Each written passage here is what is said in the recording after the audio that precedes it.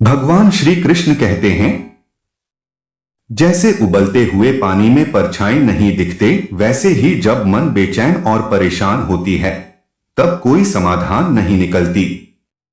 इसलिए जब मन शांत हो तब कोई फैसला लेना चाहिए, समाधान आसानी से हो जाएगी।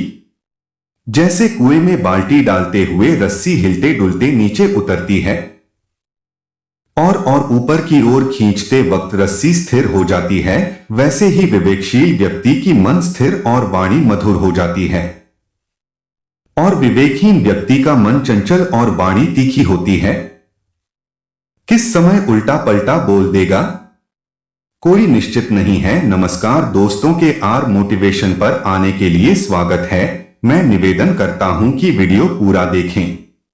कृष्ण कहते हैं, जीवन भर अकेले रह जाना पर जबरदस्ती के रिश्ते कभी मत बनाना। जबरदस्ती के रिश्ते कभी नहीं टिकते, आज या कल तो टूटना ही तय है। उससे बेहतर है कि अकेले ही रहो। मन को निराश मत कर, बस मुरलीधर पर विश्वास कर। हर पल है वो मेरे साथ मुरली वाले पर, इस बात को एहसास तो कर। भगवान कृष्ण पर भरोसा बिल्कुल बच्चों की तरह विश्वास करना चाहिए, जिसे हवा में उछालो तो डरता नहीं है बल्कि हंसता है, क्योंकि वह जानता है कि आप मुझे कभी गिरने नहीं देंगे। जिनको भगवान की कृपा पर भरोसा है और उनके न्याय पर विश्वास है, उसको इस संसार में कोई नहीं डिगा सकता, क्योंकि ईश्वर पर पूर्ण विश्वास है। दुख मुझे है और चिंता ईश्वर को होती है। श्री कृष्ण कहते हैं कि मनुष्य का मन ही परम शत्रु होता है, इसलिए अपने मन को समझाओ, इस संसार में ईश्वर के अलावा तुम्हारा कोई नहीं है। शांत मन होने से सभी दुखों का अंत हो जाता है। शांत मन बुद्धि का स्थिर करने में तथा ईश्वर से मिलान करवाने में सहायक होता है।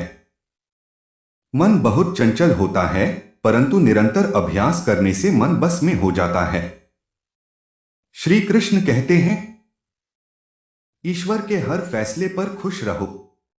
ईश्वर वो नहीं देते हैं जो आपको अच्छा लगता हो, ईश्वर वो देते हैं जो आपके लिए अच्छा होता हो। छोटी छोटी गलतियां करने से बचना चाहिए। किसी भी कार्य को करते समय सावधानी पूर्वक करनी चाहिए, ताकि कोई गलतियां ना हो जाएं, ये कार्यों में विघ्न डालती है। जब ठोकर लगती है तो छोटे छोटे पत्थर के टुकड़ों से, पर्वतों से नहीं। जो मनुष्य परमात्मा पर अटूट विश्वास करता है, जीवन में कोई भी कार्य करते हैं वह परमात्मा को समर्पित करते चलते हैं, उस मनुष्य पर परमात्मा की कृपा होती है। परमात्मा ने सारी जिम्मेदारियां अपने ऊपर ले लेते हैं। मनुष्य अपने हैसियत के अनुसार मांगता है, परंतु परमात्मा कुछ हटकर अपने हैसियत के अनुसार देते हैं।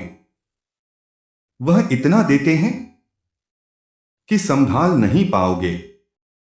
जो लोग दूसरों के दुख को देखकर खुश होते हैं, दूसरे को परेशानियों में देखकर खुश होते हैं, समय आने पर भगवान उसे भी सजा देते हैं। जो दूसरों के कष्ट में देखकर खुशियां मनाते हैं, भगवान वही चीज देते हैं जिसमें वह खुश रहता है। ईश्वर की चक्की बहुत धीमी चलती है, परंतु पिसती है बहुत बारीक। भगवान की लाठी में कोई आवाज नहीं होती, पर दर्द बहुत गहरी होती है। आइए जानते हैं एक कथा के माध्यम से। एक सन्यासी वर्षा के जल में प्रेम और मस्ती से भरा चला जा रहा था कि इस सन्यासी ने एक मिठाई की दुकान को देखा, जहां एक कढ़ाई में गर्म दूध उबला जा रहा था, तो मौसम के हिसाब से दूसरी कढ़ाई में गर्मा गर्म जलेबियां तैयार हो रही थी। सन्यासी कुछ क्षणों के लिए वहां रुक गया। शायद भूख का एहसास हो रहा था या मौसम का असर था। सन्यासी हलवाई की भट्ठी को बड़े गौर से देखने लगा। सन्यासी कुछ खाना चाहता था, लेकिन सन्यासी की जेब ही नहीं थी, तो पैसे भला कहां से होते। सन्यासी कुछ पल भट्ठी से हाथ सेंकने के बाद चला ही जाना चाहता था कि नेक दिल हलवाई से रहा न गया। और एक प्याला गरम दूध और कुछ जलेबियां सन्यासी को दे दी। मलंग ने गरम जलेबियां गरम दूध के साथ खाई और फिर हाथों को ऊपर की ओर उठाकर हलवाई के लिए प्रार्थना की, फिर आगे चल दिया। सन्यासी जी का पेट भर चुका था। दुनिया के दुख खून से बेपरवाह वे फिर एक नए जोश से बारिश के गंदले पानी के छींटे उड़ाता चला जा रहा था। वह इस बात से बेखबर था कि एक युवा नव विवाहिता जोड़ा भी वर्षा के जल से बचता बचाता उसके पीछे चला आ रहे हैं। एक बार इस मस्त सन्यासी जी ने बारिश के गंदले पानी में जोर से लात मारी। बारिश का पानी उड़ता हुआ सीधा पीछे आने वाली युवती के कपड़ों को भिगो गया। उस औरत के कीमती कपड़े कीचड़ से लथपथ हो गए। उसके युवा पति से यह बात बर्दाश्त नहीं हुई। भगवान के भक्त में रोष व गुस्सा हरगिज नहीं होता। आप तो जरा सी असुविधा पर भी धैर्य न कर सकें। सन्यासी जी कहने लगा, भगवान की कसम मैंने इस युवा को श्राप नहीं दिया।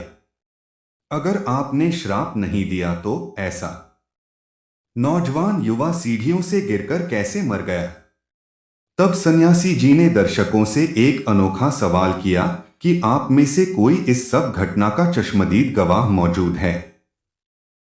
एक युवक ने आगे बढ़कर कहा, हां, मैं इस सब घटना का चश्मदीद गवाह हूं।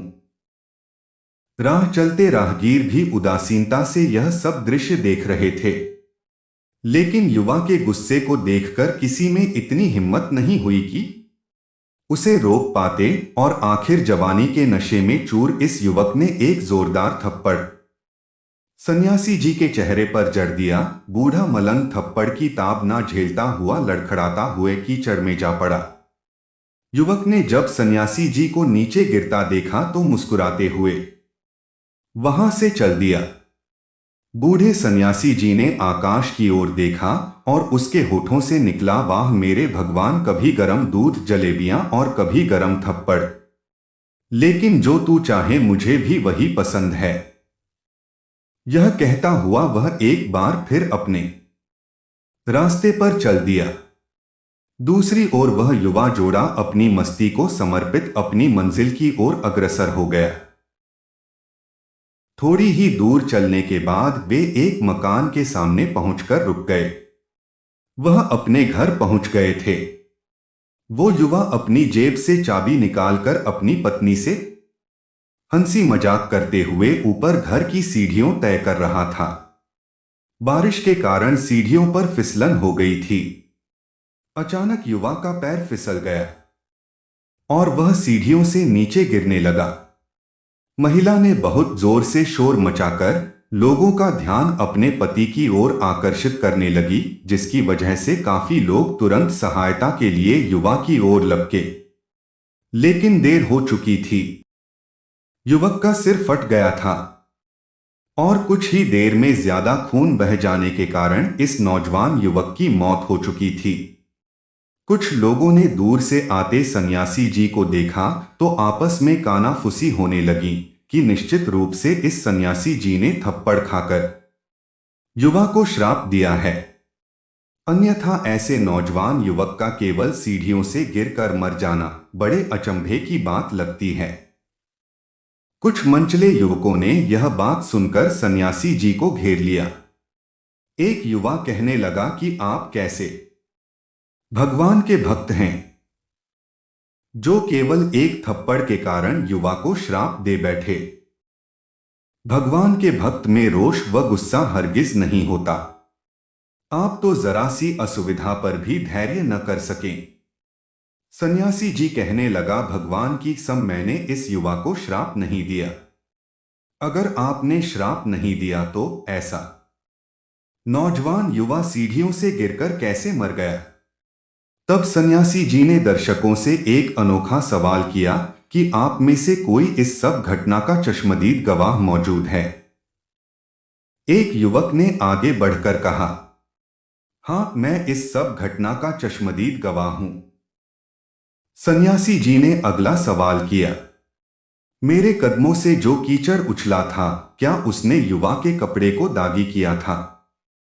युवा बोला नहीं, लेकिन महिला के कपड़े जरूर खराब हुए थे। मलंग ने युवक की बाहों को थामते हुए पूछा, फिर युवक ने मुझे क्यों मारा?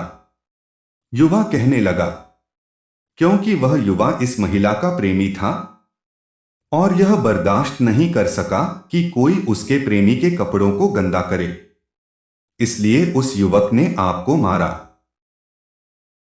युवा की बात सुनकर सन्यासी जी ने एक जोरदार ठहाका बुलंद किया और यह कहता हुआ वहां से विदा हो गया, तो भगवान की कसम, मैंने श्राप कभी किसी को नहीं दिया, लेकिन कोई है जो मुझसे प्रेम रखता है।